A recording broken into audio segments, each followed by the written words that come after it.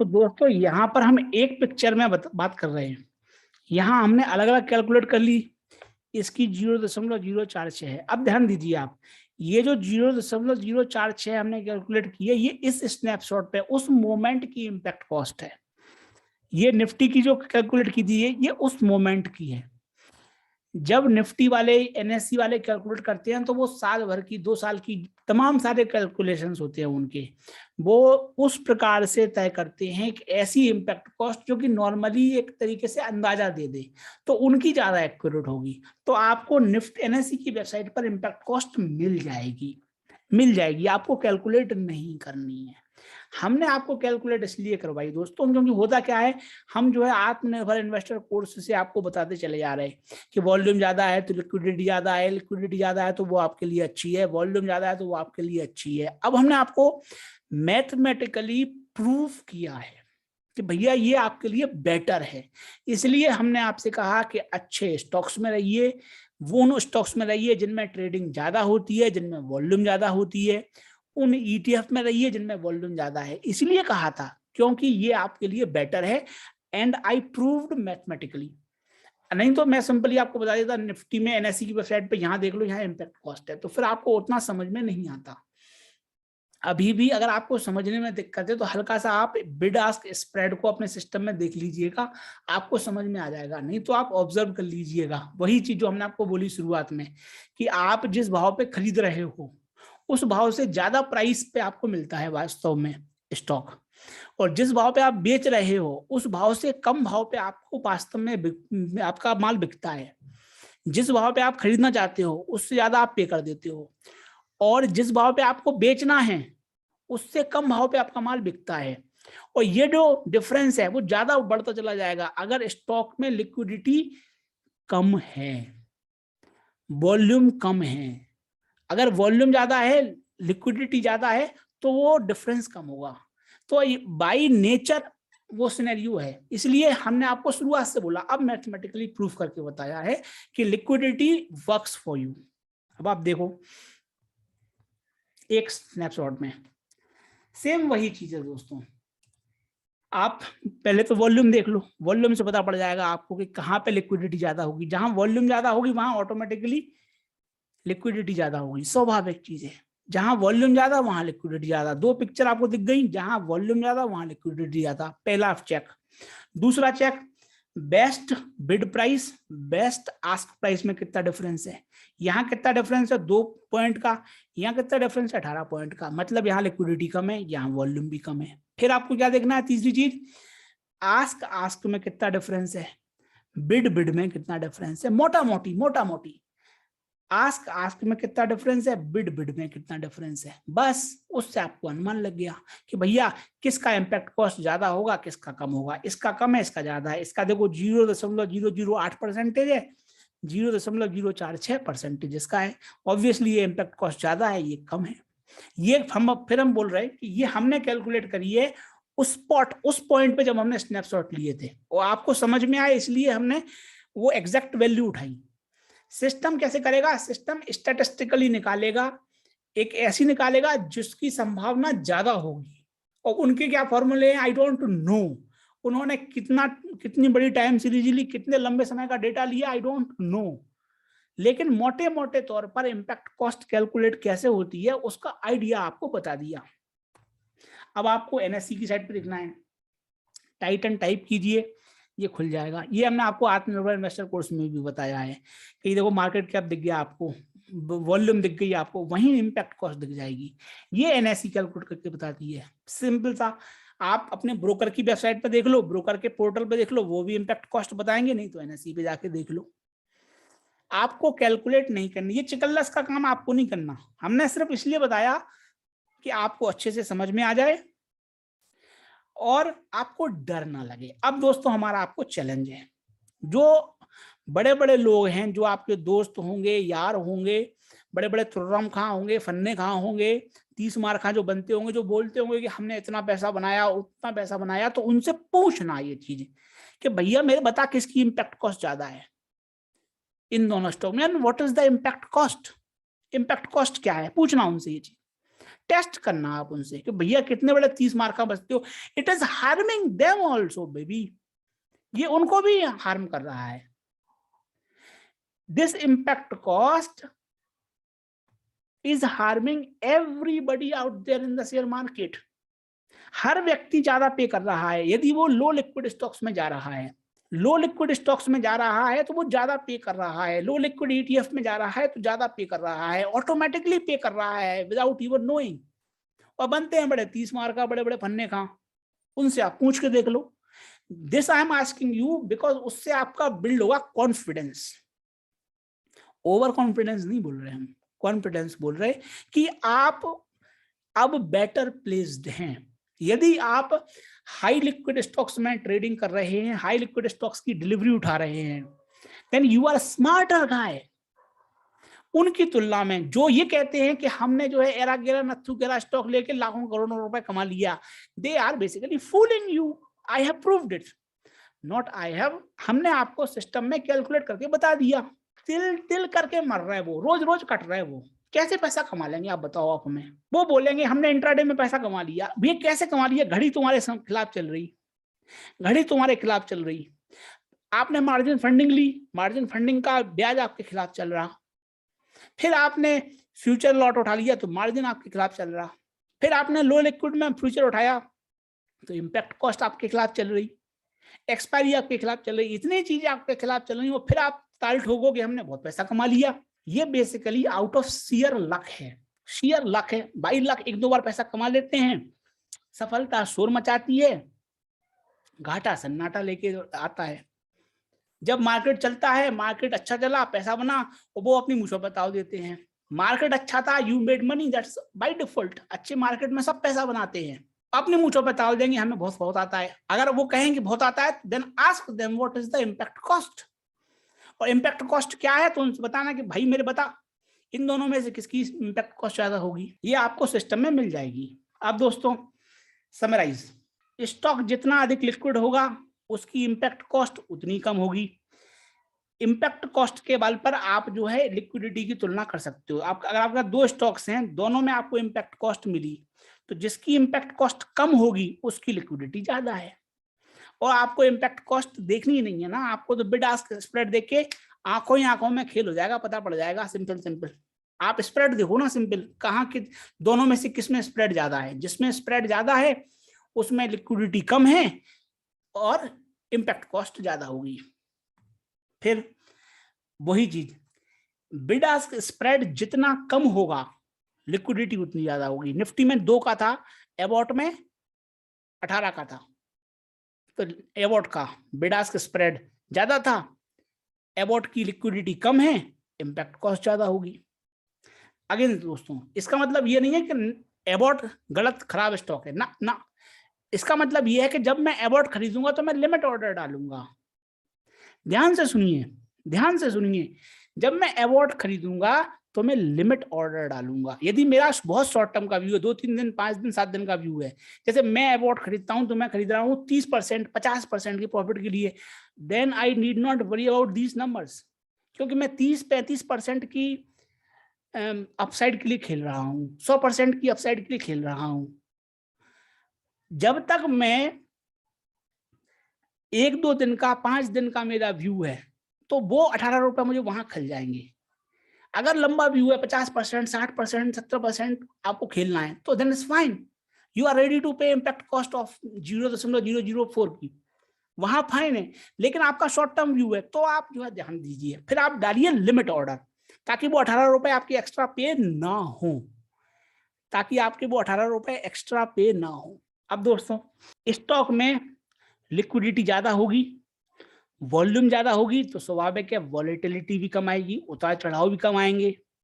दूसरे शब्दों में आप कह सकते हो जब इम्पैक्ट कॉस्ट कम है तो वॉलेटिलिटी भी कम होगी। वॉलेटिलिटी कम होगी then it is benefit to you.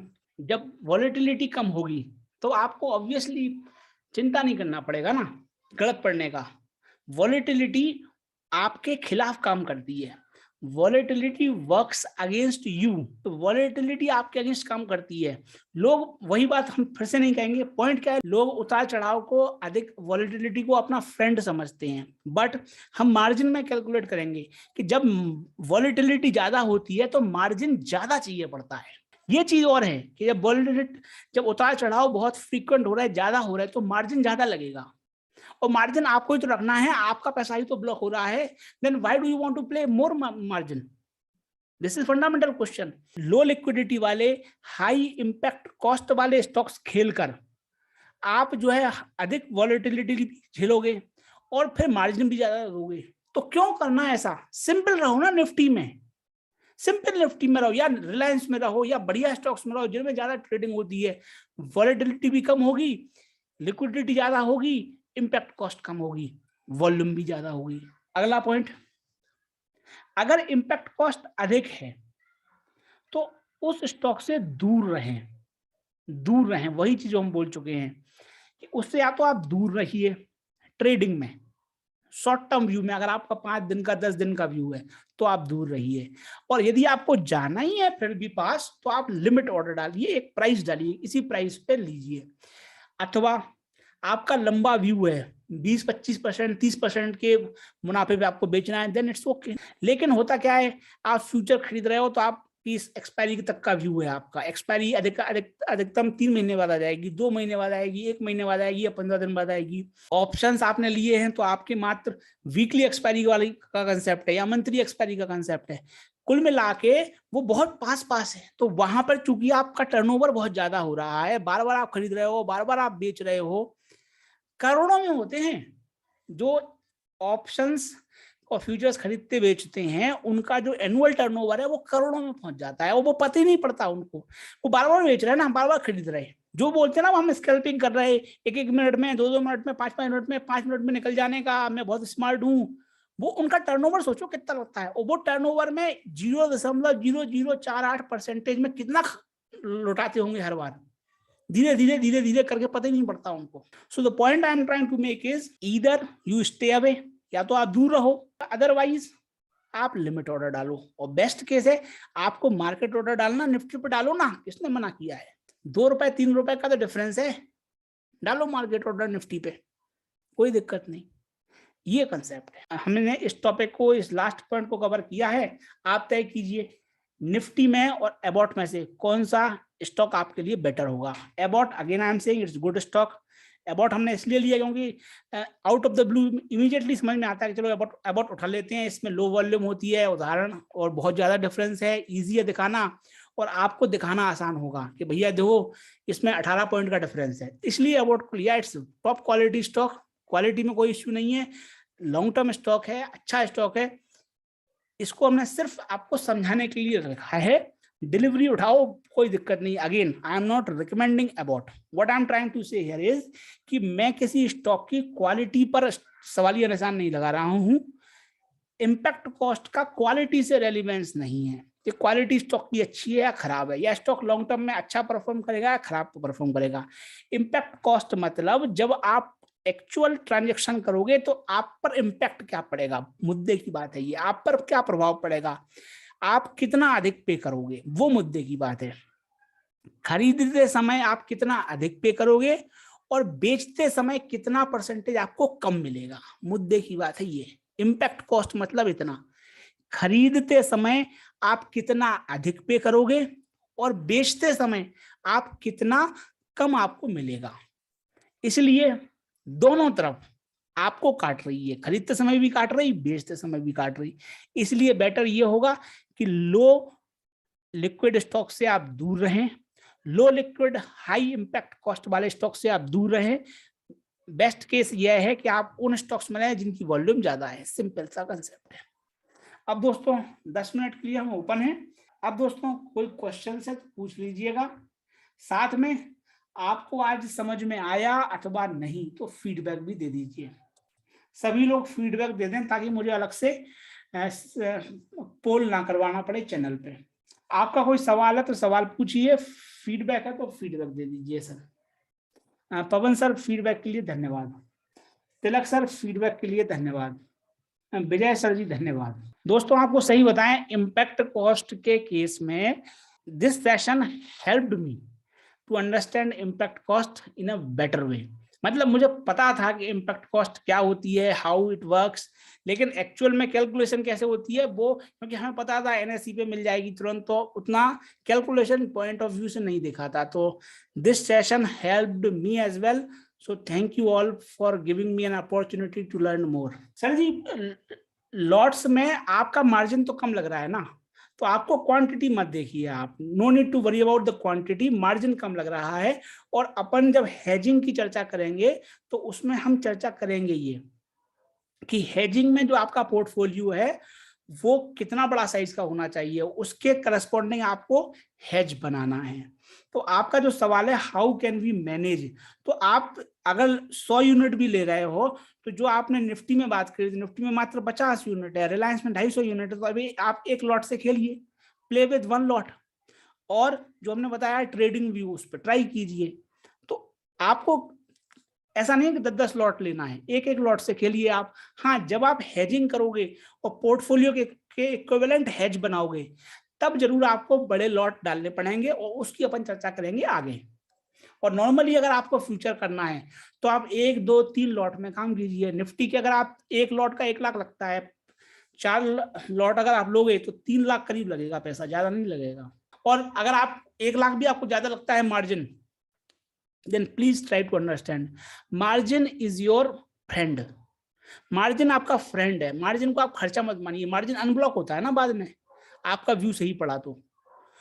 फिर भी अगर आपके पास 1 लाख मार्जिन भी नहीं है, आप लगाना नहीं चाह रहे, तो फिर ऑप्शंस देख लेंगे अपन, ऑप्शंस में फिर हजारों में काम चल जाएगा। बट ऑप्शंस में भी जब आप बेचते हो तो वहां पर भी लाखों में मार्जिन जाता है। Margin is basically your friend, we will discuss subsequently. हम जब मार्जिन की डिस्कस करेंगे तब मार्जिन भी डिस्कस करेंगे, और भविष्य में ऑप्शंस में चर्चा करेंगे ऑप्शंस में मार्जिन का कंसेप्ट कैसे काम करता है। आप क्या कर सकते हो, आप जो ट्रेडिंग व्यू में हमने बताया वहां आप चाहे तो फ्यूचर का लॉट खरीद के देख लीजिए, पेपर ट्रेडिंग करके देख लीजिए, उससे आपको पता पड़ेगा कि फ्यूचर कैसे काम करते हैं। तो जो हमने रिक्वेस्ट पिछले सेशन में करी थी, एक्चुअल सिस्टम में खरीदने के पहले आप हैंड्स ऑन कर लीजिए, पेपर ट्रेडिंग में खेल के देख लीजिए कि आप सही पढ़ रहे हो, गलत पढ़ रहे हो, प्रॉफिट हो रहा है, लॉस हो रहा है। पेपर ट्रेडिंग आप कर लीजिए सर। ट्रेडिंग व्यू आप लॉगिन कर लीजिए, अपनी जीमेल आईडी से लॉगिन हो जाएगा, और उसके बाद आप पेपर ट्रेडिंग को एक्टिवेट कर लीजिए और पेपर ट्रेडिंग से आप चालू कीजिए, कोई दिक्कत नहीं। स्टॉक्स की सर हम रिकमेंडेशन नहीं दे पाएंगे सर, सॉरी। आप सभी से रिक्वेस्ट है, आप पेपर ट्रेडिंग ट्राई कीजिए। सर जी होगा, वो सर्च करने में दिक्कत आ रहा है बॉट का। अजय सर जी आप होगा है FN उसमें, आप सर्च जो आप कीवर्ड डाल रहे होगे वो मैच नहीं कर रहा होगा। बेटर आई वुड रिक्वेस्ट कि आप अभी अपने ब्रोकर में मत कीजिए, आप ट्राई कीजिए ट्रेडिंग व्यू में, 1-2 महीने ट्राई कीजिए ट्रेडिंग व्यू, कंफर्ट बनाइए पहले अपना, वो बेटर रहेगा सर। एक डिस्क्लेमर देना चाहूंगा मैं कि मैंने जो ट्रेडिंग व्यू में प्रॉफिट दिखाया था वो सिर्फ रैंडम ऑर्डर था, वो मतलब जस्ट व्यू था कि बढ़ेगा, आई पुट इट एंड वो वर्कआउट हुआ। तो वो मैं कोई ये नहीं बोल रहा कि भैया मैं हर ट्रेड में पैसा कमाता हूं, that was just a random order. Ajay Sinha sir margin का टैक्स कितना लगता है सर? ये टैक्स की जो कैलकुलेशन है वो मैं कवर नहीं कर पाऊंगा सर। बेटर क्या होगा, आप अपने जो ब्रोकर की साइट पे या ब्रोकर के नॉलेज बैंक में चेक कर लीजिए कि वो STT वगैरह कैसे लेते हैं। तो वैसे आपको ऑनलाइन मिल जाएगा ये चीज कि कैसे जो टैक्सेस हैं वो कैलकुलेट होते हैं। वो जो कॉन्सेप्ट है टैक्स का, दैट इज बियॉन्ड इसके कोर्स के बाहर है, वो कवर नहीं कर पाएंगे टैक्स कितना लगेगा। आप जस्ट गूगल कर लीजिए, उस गूगल में आपको पता पड़ जाएगा कि STT कितना लगेगा और अन्य तरीके के टैक्स कितने लगेंगे। पॉइंट क्या है, मैं कवर भी कर लूंगा कि इतना परसेंटेज है। ये नियम चेंज होते रहते हैं, सरकारी नियम है, अगले बजट में चेंज हो जाएंगे। तो वो जो चीज है वो चीज बियॉन्ड हमारे कंट्रोल की है। और सबसे बड़ी बात क्या है अजय सर जी, कि वो जो टैक्स है उसका अपन कुछ कर नहीं सकते, जितना लगता है लगने दो, जितना लगता है लगने दो, हम उसको कम तो कर नहीं सकते, जितना है उतना है। सो बेटर क्या है, जो चीज हम कंट्रोल कर सकते हैं लेट्स मैनेज देम। हम कंट्रोल क्या कर सकते हैं कि हमारा व्यू सही हो। सबसे ज्यादा इंपॉर्टेंट चीज है हमारा व्यू सही हो। पैसा बने, no need to worry about taxes. तो हमारा व्यू सही बने, हम सही हथियार से सही समय पर खेलें, ये ज्यादा जरूरी है। टैक्सेस तो बहुत कम होते हैं। दूसरा, टैक्सेस के बारे में वरी किसको करना चाहिए? जो ज्यादा टर्नओवर करते हैं। हम तो बोल ही रहे कि ज्यादा टर्नओवर आपको नहीं करना है। आपको एक दिन में 5 लॉट नहीं खरीदने, 5 लॉट नहीं बेचने हैं। आपको इंट्राडे से तो मना कर रहे हैं ना सर। इंट्राडे में नहीं करना, क्योंकि इंट्राडे आप करोगे तो आपका टर्नओवर टैक्स बढ़ जाएगा। टर्नओवर तो मना कर रहे हैं कि टर्नओवर ना बढ़ाओ, टर्नओवर उतना ही रखो, कम बेचो। हम तो आपसे कह रहे हैं कि भैया एक्सपायरी का व्यू बनाओ, कि एक्सपायरी ऊपर होगी नीचे होगी। और वो भी छोड़ो, हम तो आपसे बोल रहे हैं हेजिंग की बात कर रहे हैं। हेजिंग करो आप। हेजिंग आप करोगे, आपका टर्नओवर अपने आप कम होगा। टर्नओवर कम होगा, आपका टैक्स ऑटोमेटिकली कम होगा। तो what I am trying to say is कि बिहाइंड द सीन वो सारी चीजें हम कैलकुलेट कर ली हमने, और उसी के अनुसार हम आपको बता रहे हैं। आपका एग्जैक्ट क्वेश्चन टैक्स कितना लगता है तो वो आप ऑनलाइन चेक कर लीजिए, ओनली फॉर द रीजन कि वो टैक्स की परसेंटेज चेंज होती रहती है। ब्रजेंद्र सर, धन्यवाद सर फीडबैक के लिए। फ्यूचर्स खत्म होने के बाद हम ऑप्शंस चालू करेंगे, और ऑप्शंस जब चालू करेंगे तो उनका वीडियो अवेलेबल होगा, रिकॉर्डेड वीडियो सिमिलर, वो लाइव ही होगा पहले, और लाइव की हम रिकॉर्डेड भी अवेलेबल करवाएंगे। अजय सर जी धन्यवाद। सर जी अब हम आज का सेशन खत्म करते हैं। आप सभी ने समय दिया, एक्स्ट्रा सेशन के लिए समय दिया, उस सभी के लिए आपका बहुत बहुत धन्यवाद। जय श्री राम।